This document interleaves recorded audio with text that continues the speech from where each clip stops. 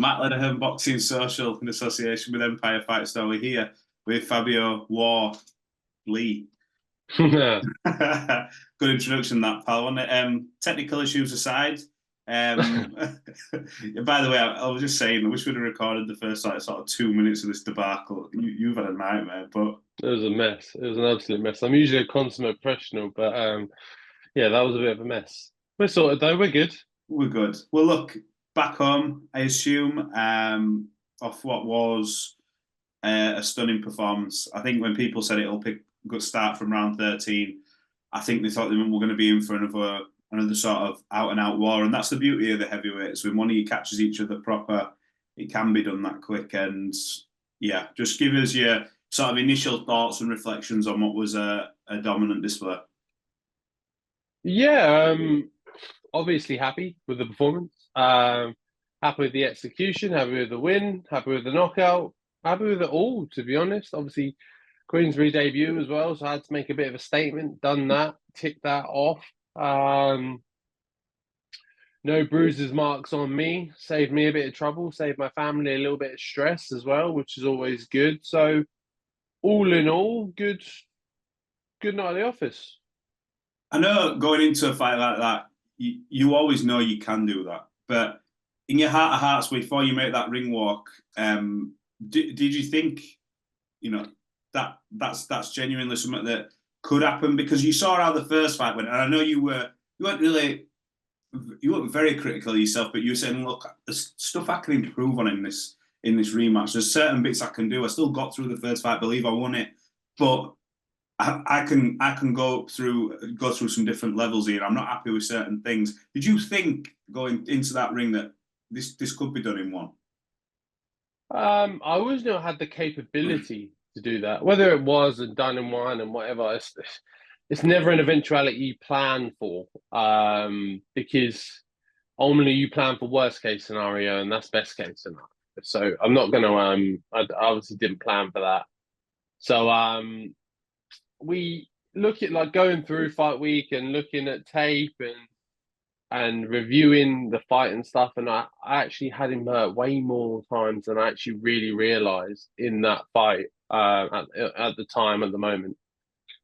So as fight week crept closer and when things went on and we watched more and more film, I thought, you know what, there's more and more likelihood I could. I'd always believed I could get rid of him, but I actually thought if I'm sharp and I get at him early, I can Yeah. get rid of him early. Did you not in that first fight then? Obviously, when you study tape with Ben, you coach trainers, probably everyone. Did you look and go?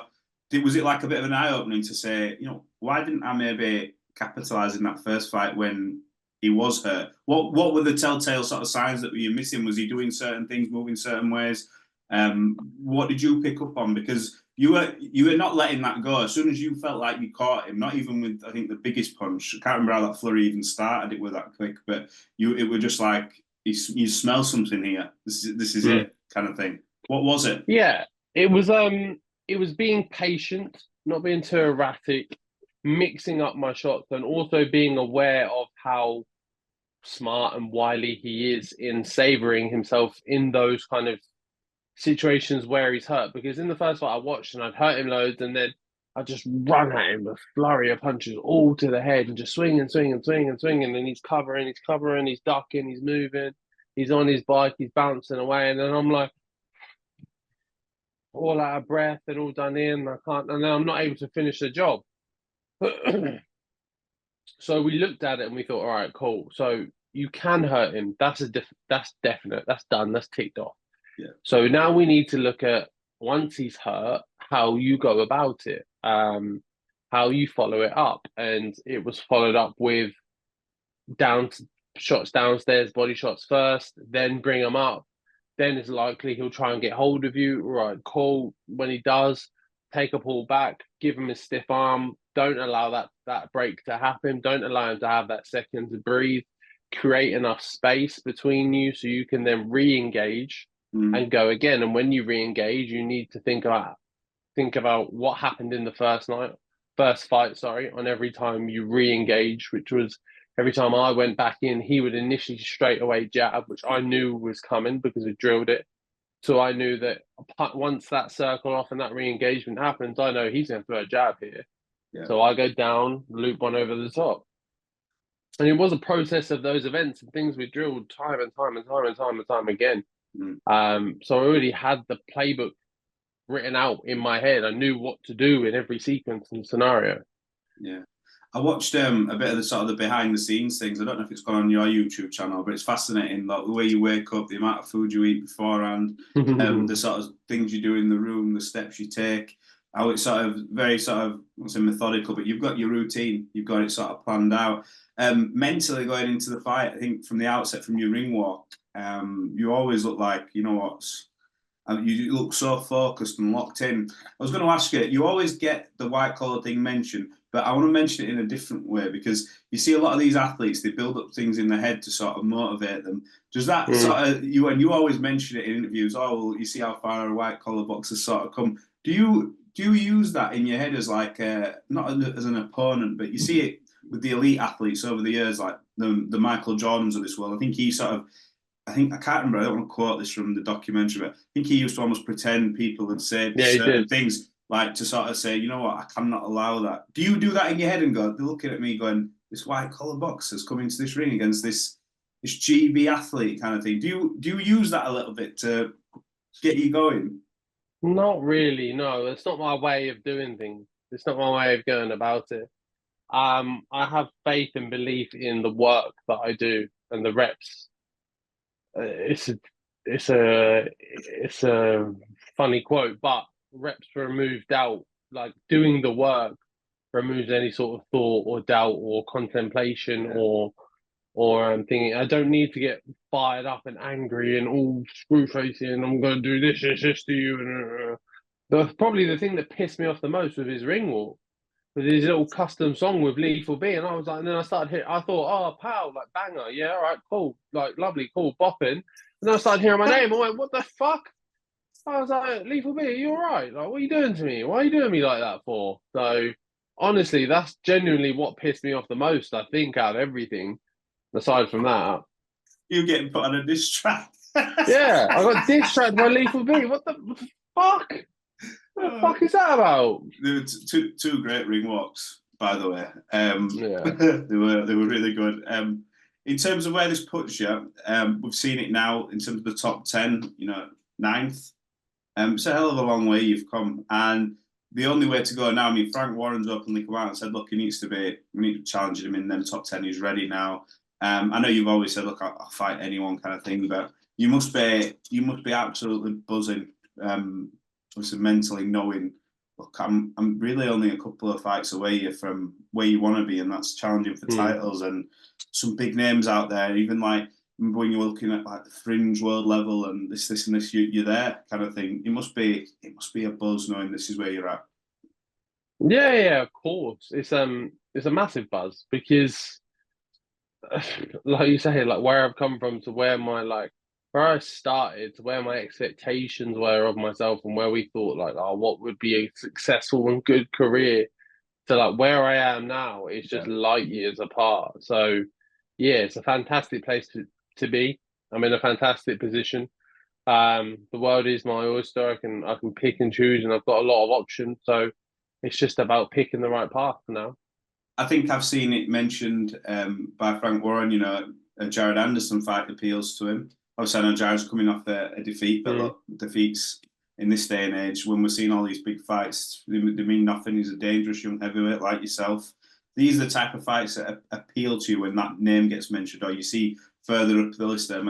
Obviously, there's the Caballeros, I think, have to fight in an eliminator and stuff like that, but you Joseph Parkers, these ones that are just below challenging, like them names must really appeal to you in terms of testing yourself and obviously being that fighter to try and get you to the next level. Yeah, of course. They're all massive fights. And even before I was really cemented into being that fringe wide level, that was all I wanted to be a part of. Big shows, big events, big occasions, big fights. And I was picking all the best domestic opponents I could and jumping on the biggest shows that I could. I was already doing all that. So now that I'm here at the world stage, it's just even bigger shows, even bigger opponents, even bigger events. business outside the ring has gone quite well for you as well, because you took a lot of people need to be aligned with the promoter instantly and do this and that. You were sort of really, obviously, credit to you, yourself and your team. You sort of played chess and backed yourself in terms of, look, I'll go to this event and do this. A lot of fighters, although they see it from the outside, go, oh, that's great.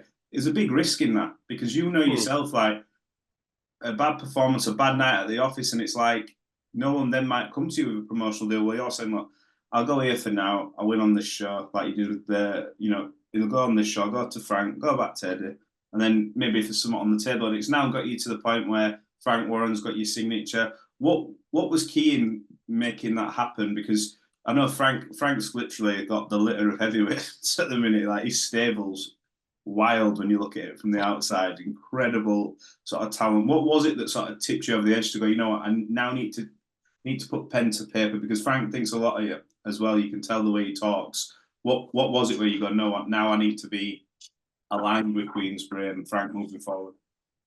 It was obviously the echelon I knew I was moving into. There's a certain level of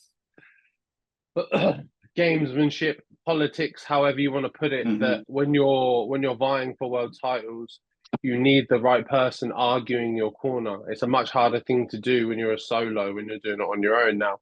If I want to pick and choose and have some big fights here, there, and everywhere for a British or defend my British or belts I already have and stuff, that's not necessarily a problem. I can deal with that on my own. But when I want to push for a world title, and like the WBA, WBC, WO, whoever, they all have their little meetings, and then a representative goes and says, "Oh, I think my fighter should be fifth in the list and fourth, and my fighter should be next for this." You need someone to do that on your behalf. Yeah. And at that point, at this stage of my career, I couldn't think of a better person to do that than Frank. I think the prime example for you to look at is Dubois, and look at him of someone who he built all the way through, built him up. He had a fight, lost, fair enough. Came back, had a few fights, then challenged Usyk, lost. Okay, fair enough. But then again, positioned by Frank, did well with him again, positioned him for another world title and won. Yeah. So look, I don't know how much more evidence you need aside from that story right there. Yeah. In terms of, do you feel now, in terms of where you are, obviously with the belts that you've got, I saw, I think Lewis on our channel did an interview with Sol Dakers, who obviously, you're now in a position where everyone definitely wants to fight you. You got to ask you, like, it was on our channel, so I've got to ask you.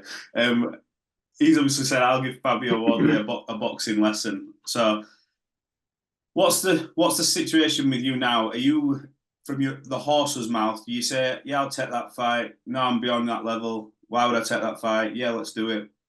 What's the crack? There's not one good reason for me to take that fight. There has nothing in it whatsoever. To be cheesy and corny, I'm acres away from Dakers. Like there's miles and miles and miles between us. He's not fought anyone. He's not done anything. He's not exciting. His name is never mentioned for the past 2 or 3 years or at least 2 years and a bit that I've had the British title. His name has really never been in the conversation. No one broadly talks about him, about anything. Not even really. He said, "Give me a boxing lesson." I don't even know about his boxing skills. He almost lost to someone who was called in on short notice. He scraped by that fight. So I don't know. I don't know where he thinks. And also, if anyone was going to give me a boxing lesson, it would be the Olympic bronze medalist, not the geezer who never made it to the Olympics, not the geezer who never really did anything in GB. Like, what do you want? What credibility more does he have than Frazer? Like, I've already ticked that box. So no, I have zero interest in fighting him. The public, from what I read and what I see, and the names they suggest, I'll never seen anyone suggest the name Solomon Dakers to me, so I have no interest. Just sort of sidebar to that, you mentioned the GB. Well, let's go back to Frazer again, because I spoke to Gareth just before he got on a plane, I think, and Frazer was on the same flight. And it's nice to see that there's always been that, I think, mutual respect. But in the first fight, it was a little bit spiky. But good to hear from your fights. You don't go into a fight thinking, I want to hurt this, as in, when I say hurt him, you want to win. But you hope that they carry on kind of after and the things are all right. What was that sort of period like between then? You know, because he's obviously going in for surgery. I believe the jaw issue. Were you sort of like, gosh, you know, you've managed to speak to him yourself or send a message and say, look, great fight kind of thing. Wish you well, because a lot of respect, and he'll come again. He'll come again. Yeah, look, it's a funny one. It's quite disconcerting. It's slightly unsettling. When you do that to someone and you're put in that situation and you don't know how they are. I was obviously happy to see him at least come to his own feet and walk out of the ring himself. That was obviously a very good sign. But yeah, it's a weird thing because you do go in there to ultimately to do damage to your opponent, but not to the extent where you want them to be career ending or in some sort of serious injury or just not make it back to their family healthy and in a good way.